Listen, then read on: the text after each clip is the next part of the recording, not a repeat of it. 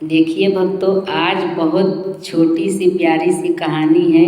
हम सभी के जीवन पे ये आधारित है। इस संसार में जीने वाले सभी के ऊपर आधारित है। हमारा किसी के भी पर्सनल लाइफ से कोई लेना देना नहीं है।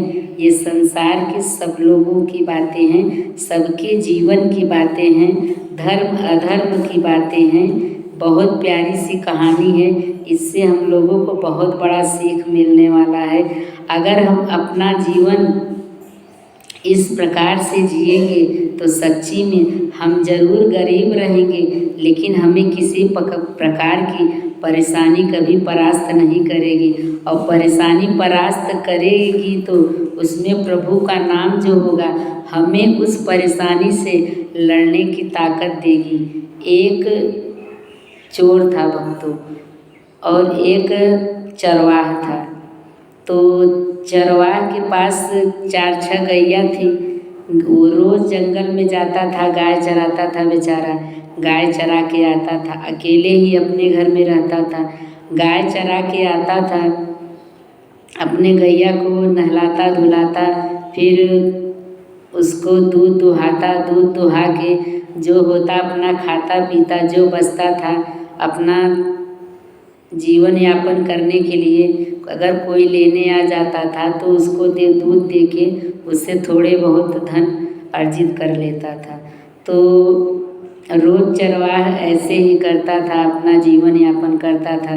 बेचारा जंगल में गैया चराता था और बढ़िया कृष्ण भजन राम भजन करता रहता था और गैया चराता रहता था। और उसको बड़ी संतुष्टि थी भक्तों कि जो भी, जबकि बहुत ज़्यादा उसके पास जीने की खाने की सुविधा बहुत शान शौकत नहीं थी, लेकिन वो अपने गैया में ही बहुत मस्त रहता था और राम भजन कृष्ण भजन और हमेशा प्रभु का चिंतन कीर्तन जंगल में बैठे बैठे करता रहता था। और एक चोर था, वो दिन भर चारों तरफ घूम घूम के देखता रहता था और रात में बढ़िया अपना चोरी करने का जुगाड़ करता रहता था कि कैसे हम चोरी करें।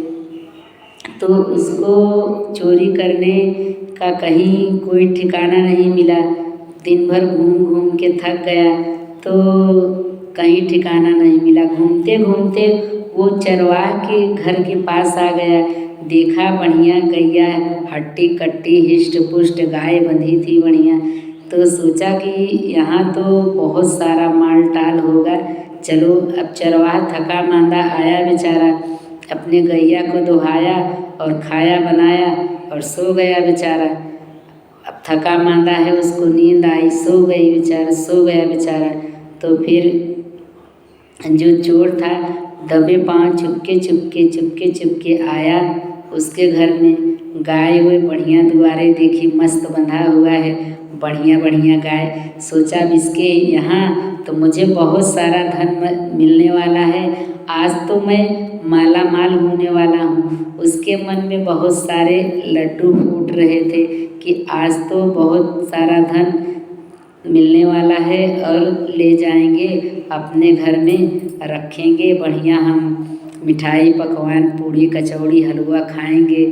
तो जब चरवाह के घर में आया देखा तो बाल्टी में दूध रखी थी और मिटिया में मक्खन रखा था और उसके पास कोई पैसा रुपया नहीं था, क्योंकि वो कोई कमाई नहीं करता था। कभी किसी को दूध की ज़रूरत पड़ती थी तो दूध लेके थोड़ा बहुत धन लेके अपने ज़रूरत की सामान ले लेता था।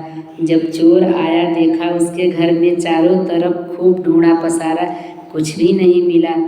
तो चोर के अगल बगल से आने जाने लगा तो चरवाह के पैर में कई बार धक्का लगा, लेकिन चरवाह निधड़क होके सो रहा था। क्यों कि उसको चिंता नहीं थी किसी की कि हमारा जीवन कैसे चलेगा कैसे नहीं चलेगा। वो बढ़िया राम भजन करता, जो भी रहता खा पी के अपने कर्तव्यों का पालन करता। प्रतिदिन उसका यही काम था। चोर ने कहा कि ये जो चरवाह है ये तो बड़ा खुश है, इसको तो इतनी बार मैं धक्का दे रहा हूँ फिर भी नहीं उठ रहा है, बड़ा निधड़क हो के सो रहा है। इसको तो जैसे कोई चिंता ही नहीं है। इसके घर में ना राशन है, ना खाने पीने की अन्य चीज़ें हैं बढ़िया बढ़िया, भोग प्रसाद, लेकिन ये फिर भी चरवाहा सो रहा है। इसके अंदर ऐसी क्या बात है? तो उसने चोर को बहुत तेज से, चरवाहा को बहुत तेज से लात मारी। चरवाहा उठ के बैठ गया। कहा, भाई तुम कौन हो, यहाँ क्यों आए हो? तो उसने कहा कि मैं तो बहुत बड़ा चोर हूँ और मैं चोरी करके अपना जीवन यापन करता हूँ। उसने कहा, अच्छा बैठो तुम। तो चरवाहा ने चोर को अपने पास बैठा लिया। कहा, तो मेरे घर में तुम्हें कुछ मिला? चोर ने कहा, अरे भाई, तुम्हारे घर में तो मुझे कुछ मिला ही नहीं।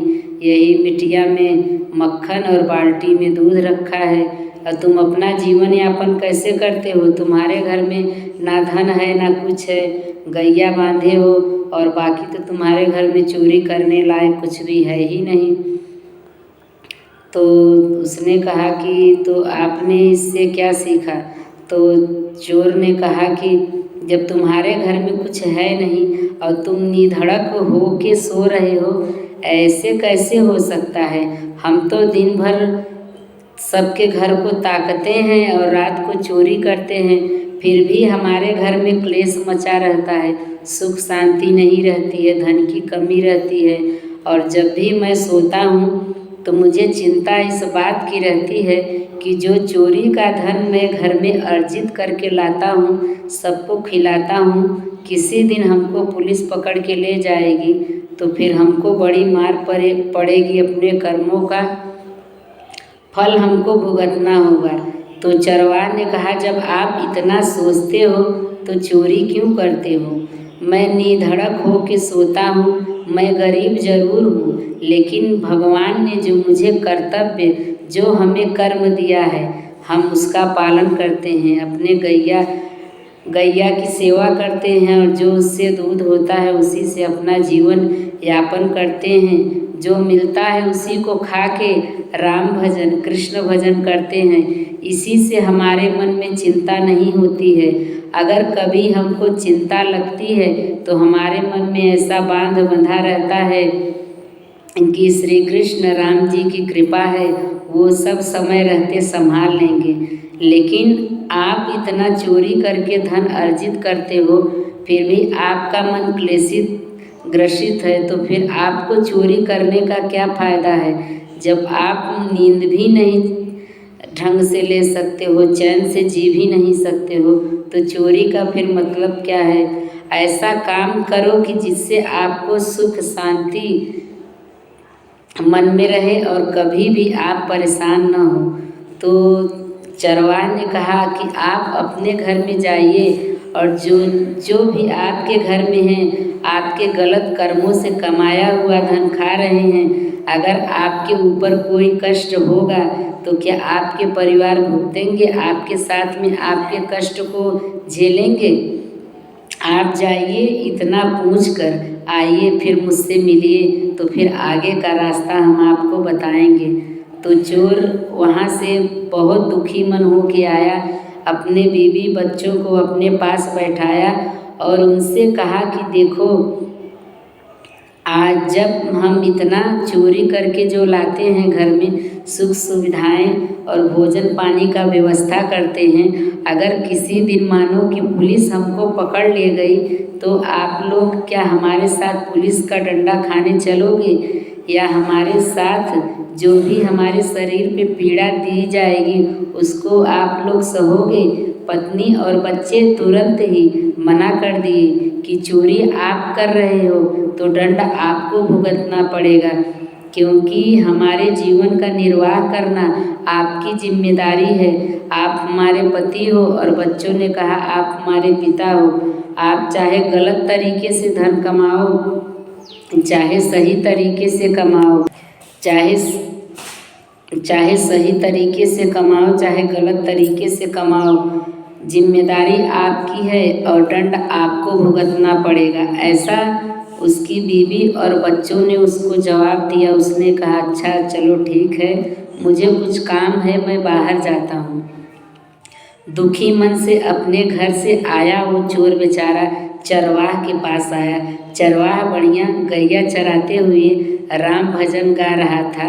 राम नाम भजते रहो, अपने जीवन के सभी काम करते रहो। खूब मगन था। चोर आया तो चरवाह ने कहा, आ गए भैया तुम अपने घर से? उसने कहा हाँ। तो कहा, जब आपने अपने पत्नी और बच्चों से पूछा तो उन्होंने आपको क्या जवाब दिया? उन्होंने कहा कि हमारे जीवन का निर्वाह करना आपकी जिम्मेदारी है। पत्नी ने कहा, आप हमारे पति हो। बच्चों ने कहा, आप हमारे पिता हो। गलत ढंग से धन कमाओ चाहे सही ढंग से कमाओ, उसका दंड आपको भुगतना पड़ेगा। इसलिए आपकी जिम्मेदारी बनती है कि आप कैसे कमा के अपने परिवार को चलाओगे। तो चरवाह ने कहा, इससे आपने कुछ सीखा? तो चोर ने जवाब दिया कि हाँ भैया, मुझे समझ में आ गया कि हम अच्छे कर्म करेंगे तो भी हमें भुगतना पड़ेगा, गलत कर्म करेंगे तो भी हमें भुगतना पड़ेगा।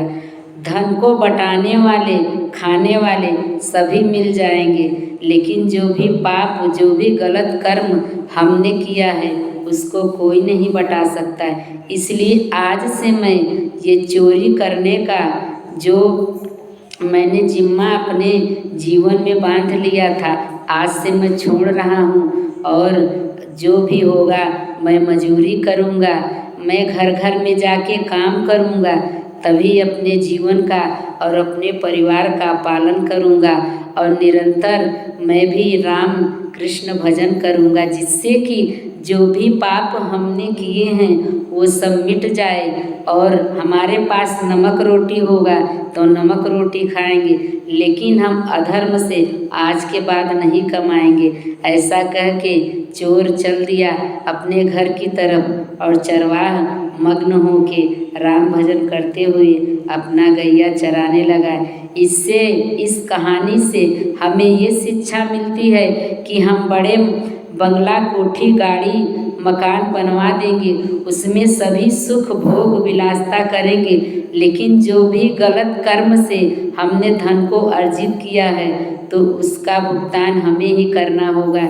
इसलिए सोच समझ के नमक रोटी खाइए, टूटे मकान में रहिए, लेकिन अधर्म मत करिए, क्योंकि अधर्म से कमाया हुआ धन अपने ही जीवन का, अपने ही बुद्धि का नाश करने वाला है।